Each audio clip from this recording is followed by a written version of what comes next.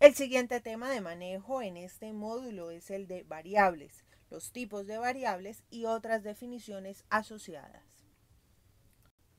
Las variables que son características o cualidades de un objeto, de una población o de un hecho violento sometidas a estudio u observación. Algunos ejemplos de variables son el sexo, la edad, el peso, la estatura, el color de los ojos, el estado civil, la temperatura, entre otros. Estas variables pueden ser continuas o cualitativas. Las variables continuas son medibles, cuantificables y se expresan en números, mientras que las categóricas son variables que describen atributos. Las variables cuantitativas a su vez pueden ser discretas y continuas y las variables cualitativas pueden ser nominales y ordinales. Algunos ejemplos de variables continuas son, por ejemplo, la talla, el peso, el volumen y la temperatura. Por otra parte, ejemplos de variables discretas tenemos la edad, los años, número de hermanos y número de hijos. Dentro del grupo de variables cualitativas nominales se puede considerar el color de los ojos, el sexo, profesión, religión y estado civil. Por último, dentro de las cualitativas ordinales podemos nombrar los grados militares, el organigrama de una empresa, el escalafón de los profesionales universitarios y los grados de satisfacción. Los datos son todos los valores que puede tomar una variable.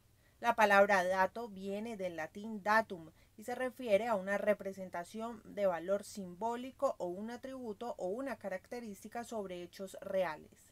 Un dato no tiene sentido por sí solo, pero si se procesa, agrupa y clasifica estadísticamente de la manera debida, se puede utilizar para su interpretación y para la producción de información. Otro concepto importante es el de bases de datos, que surgió más o menos hacia los años 60 y se define como el conjunto de datos relacionados que se encuentran agrupados o estructurados en registros y almacenados en un ordenador. Tradicionalmente, las bases de datos se organizan por campos, registros y archivos. Un campo es una pieza única de información, por ejemplo, es donde ponemos el dato de una variable. Un registro es un sistema completo de campos, por ejemplo, un hecho delictivo completo según tiempo, lugar y persona. Y finalmente, un archivo es una colección de registros. A manera de ejemplo, podríamos hablar de un archivo llamado Homicidios de 2012, el cual contiene la lista de registros de todos los homicidios que ocurrieron en el año 2012, en donde las variables como edad, sexo o identificación corresponderían cada una a un campo de la base de datos. Para que las bases de datos sean fiables deben cumplir con los siguientes criterios. Ser únicas, es decir, que no deben tener datos repetidos.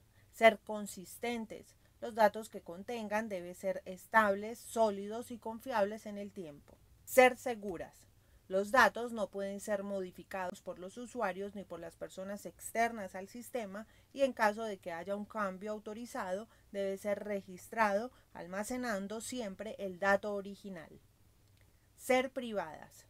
Solo los deben conocer las personas involucradas en el proceso de recolección, análisis y toma de decisiones. Estar disponibles, es decir, que se debe garantizar que las bases se estén actualizando constantemente para que los datos se puedan utilizar en el momento que se requieran. Ser íntegras. El acceso a la base de datos debe ser controlado para evitar que terceras personas manipulen los datos. Otra noción importante es la de microdatos, que son datos que describen archivos relacionados, por ejemplo, casos de homicidios de la ciudad de Cali durante el año 2012.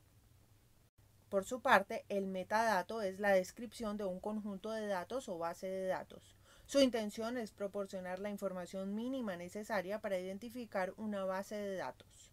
Describe el proceso de producción de un dato, pero no es un análisis del dato.